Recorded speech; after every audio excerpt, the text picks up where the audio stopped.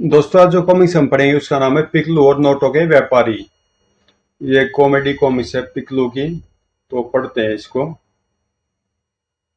चाचा चौधरी। चाचा जी, मेरी मदद करो। मेरी बैलगाड़ी वहां दलदल में फंस गई है। चिंता न करो चिंतामणि, साबू तुम्हारी गाड़ी को बाहर निकाल देगा। साबू गया। मैं अंदर जाकर इस किताब का अध्ययन करूं। चाचा जी नमस्ते। कहो गोनी, जेल से कब छूटे? आज ही। उम्मीद है अब तुम उठाईगिरी से बाज आओगे। चाचा जी, आपके हाथ में कौन सी किताब है? कौटिल्य का अर्थशास्त्र। चाचा चौधरी जिसको पढ़ रहा है वह जरूर दिलचस्प किताब होनी चाहिए। मास्टर जी, क्या कौटिल्य किसी टीवी सीरियल के एक्टर का नाम है? गोनी, तभी मैं तुझसे कहता था कि नकल करके पास होने से कागज, जिसे सर्टिफिकेट कहते हैं, जरूर मिल जाता है, मगर ज्ञान नहीं आता। कौटिल्य एक महान कूटनीतिज्ञ था जिसका लिखा अर्थशास्त्र राजनीति का अद्वितीय ग्रंथ है। यही किताब पढ़कर शायद चाचा चौधरी तीक्ष्ण बुद्धि का बन गया है। मैं इस किताब को जरूर हथियाऊंगा। वैरी किताब, उसका मालिक भी दिखाई नहीं देता। मैं उसे उठा लेता हूँ। कट। ओ, उसे पता चल गया, भागो। बिजली गुल। बाहर खुले वातावरण में जाकर हवा खाई जाए। चाचा चौधरी किताब को घास पर कर टहलने चला गया है। एक बार फिर मौका हाथ लगा उसे लेकर रफू चक्कर होने का। देखो, वह आदमी आपकी किताब उठाना चाहता है। उठाएगा तो पछताएगा। आओ। बिच्छू ने काट लिया। बिच्छू के बिल को ढकने के लिए मैंने उस पर किताब रख दी थी। पिंकी। बरसबाज जी, आज कौन सी तस्वीर बनाई? आओ पिंकू, देखो, मैंने गुलदस्ता बनाया है। वाह, कितने खूबसूरत फूल बनाए हैं। क्या आप मेरी एक तस्वीर नहीं बना सकते? क्यों नहीं, लेकिन तुम्हें मॉडल बनकर खड़े रहना होगा। लो, यह कौन सा मुश्किल काम है? जब करोगे तब पता चलेगा। पिंकी, तुम्हारी तस्वीर बननी शुरू हो गई है। देखूं तस्वीर कितनी बन गई है। ओफो, तुमने अपनी जगह क्यों छोड़ी? तुम्हारा पोज खत्म हो गया। इस तरह बन चुकी तस्वीर। चलो वापस उसी पोज में खड़ी हो जाओ। याद रखो, तुम्हें पत्थर की मूर्ति की तरह बिना हिले डुले खड़े रहना है। अगर नाक पर मक्खी बैठे तो भी टस से मस नहीं होना, भले ही यह छत तुम्हारे ऊपर गिर क्यों न आ गिरे। समझी? ठीक, ऐसे ही खड़ी रहो। Train train. टेलीफोन। हेलो, मैं तुम्हारा गुरु चित्रकार कैनवस दास बोल रहा हूँ। जल्दी आओ। आग। बाप रे, गुरु जी के स्टूडियो में आग। बहुमूल्य चित्र जलकर राख हो जाएंगे। मुझे उनके पास जल्दी पहुंचना चाहिए। गुरुजी, कहाँ है आग? यह देखो, मेरा नया चित्र आग। बूढ़ा सठिया गया है, यूं ही मेरा वक्त बर्बाद किया। चलकर मुझे चित्र बनाना चाहिए। पिंकी, तुम्हारे सिर पर यह क्या घोंसला? जब चिड़िया ने वह बनाना बनाया तब तुमने उसे उड़ाया क्यों नहीं? आपने तो कहा था कि टस से मस न होना। ताऊ जी और टिम्बकटू का बॉक्सर। टिम्बकटू के बॉक्सर रियाल्टो ने यहाँ आकर कोहराम मचा रखा था।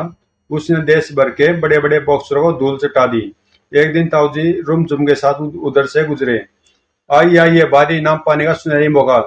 रियाल्टो को हराकर 1 लाख रुपए पाए। ताऊ जी, यह विदेशी कई दिन से चुनौती दे रहा है, मगर हम तो आज ही आए हैं इधर जो रुमझुम। चलो देखते हैं। सुना कोई बॉक्सर उसे उसका सामना करने को तैयार नहीं है। जो भी लड़ता है उसके एक ही गुस्से में ढेर हो जाता है। और यह बात झूठ भी नहीं थी। अंदर रिंग में ऐसा ही दृश्य था। अरे बाप रे, ये आदमी है या गोरिल्ला? कुछ सोचना पड़ेगा। है और कोई? चल भाई, तैयार हो जा, उतार दे कपड़े।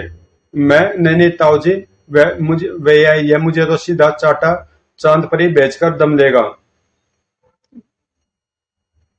शर्म कर रुमझुम। एक विदेशी चुनौती दे रहा है, देश की आबरू को ललकार रहा है, और तू है कि डर रहा है? देश की लाज रख ले बेटा। यह बात है तो अभी तैयार होता हूँ ताऊ जी। शाबाश रुमझुम, मुझे यही उम्मीद थी। सुनो पहलवान, मेरा मित्र तुम्हारा मुकाबला करेगा। वेल मिस्टर ताऊ, इस फार्म पर अपने हस्ताक्षर कर दो। तुम्हारा मित्र मर जाए तो हमारे पहलवान का कोई जिम्मा नहीं। चल भाई, आ जाओ ऊपर। जो आ गया ताऊ जी। ही ही ही। यह चूहा मेरा मुकाबला करेगा। ले संभाल पहला गुस्सा, अपनी माँ को याद कर। बाप रे, सिर बचाऊं। तभी ताऊ जी ने जादू इशारा किया और रियाल्टो ने देखा रुमझुम की गर्दन गायब है। इसे क्या हुआ, घबराया सा लग रहा है। हाय, यह क्या, इसका सिर गायब है, भूत।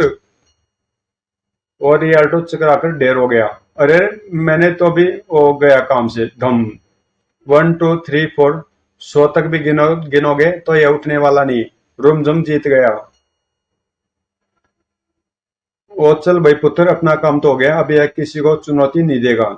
यह काम हमने रुपए के लिए तो नहीं किया था। चलिए ताऊ जी, मैंने कपड़े पहन लिए। थोड़ी देर बाद रियाल्टो को उठाया। मैं कहाँ हूँ? तुम उस बोने से हार गए हो, बेड़ा कर दिया। अब तुमसे कॉन्ट्रैक्ट समाप्त, दफा हो जाओ। अब एक गधे, सिरकटे बूथ से भिड़ा दिया मुझे, तेरी तो दौड़। मिट्ठू। एक दिन अंकुर वन में एक अजीब आवाज सुनाई दी। हा हा हा हो। अंकुर वन के जानवरों ने पहले ये आवाज नहीं सुनी थी। गोलू भैया, कोई हमें डरा तो नहीं रहा? नहीं नहीं, कोई क्यों डराएगा भला? यह तो किसी राक्षस की आवाज है, मैं चलूं?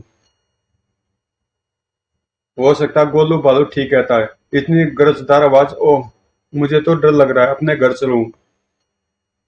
चलो जी, हम भी अपने घर चले। वह दोनों भी चले गए। मुझे भी डर लग रहा है, मगर मुझे ये आवाज जानी पहचानी सी लगती है। तभी, डिक टिक, यहाँ खड़े क्या कर रहे हो? मोर खरगोश बालू सब डरकर भाग गए। बस मैं ही रह गया। डरकर भाग गए, मगर क्यों? अभी भी एक डरावनी आवाज सुनाई दी थी। मैं समझा कोई हमें डरा रहा है।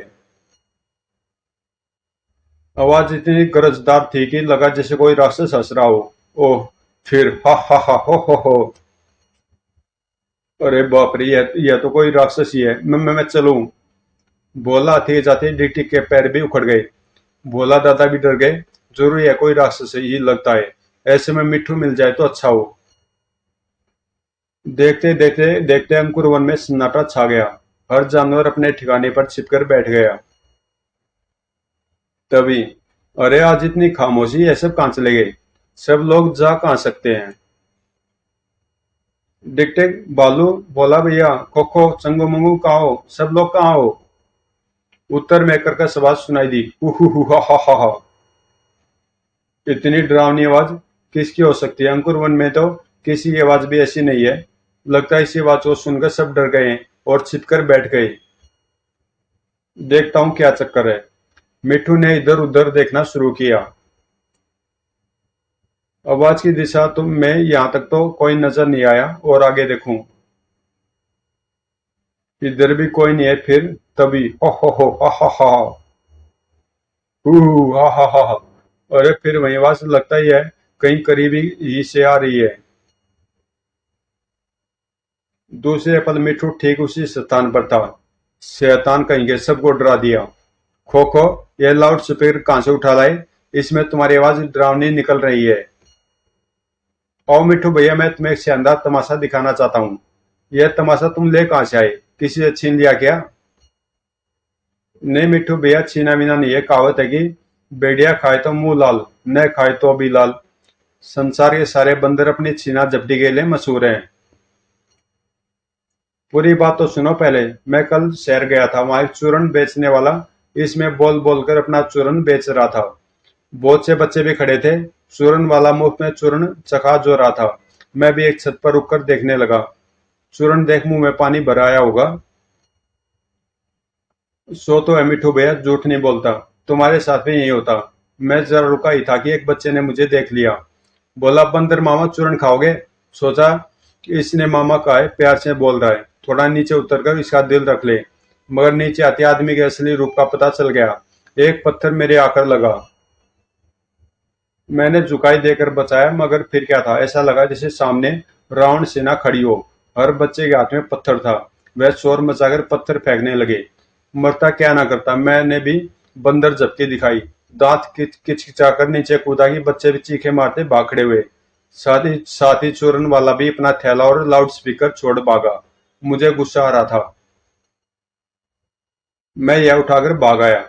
लो, जरा बोल कर देखो, इसमें तुम्हारी आवाज गरजदार हो जाएगी। रहे बंदर के बंदर ही, पराई चीज उठा लाई और यहाँ जंगल में रहने वालों को डरा दिया।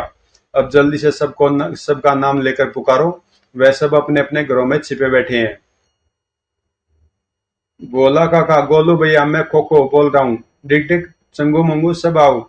जंगल में कोई राक्षस नहीं है, यह मेरी आवाज है। मिट्ठू भैया भी मेरे पास है, जल्दी आओ।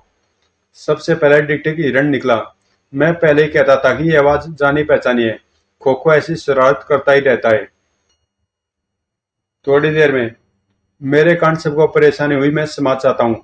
सब लोग भाई की तरह खोखो को माफ कर दे, और उस राक्षस को भी जो उसके हाथ में है। हा हा हा। तो दोस्तों, ये कॉमिक्स यहीं पे समाप्त होती है।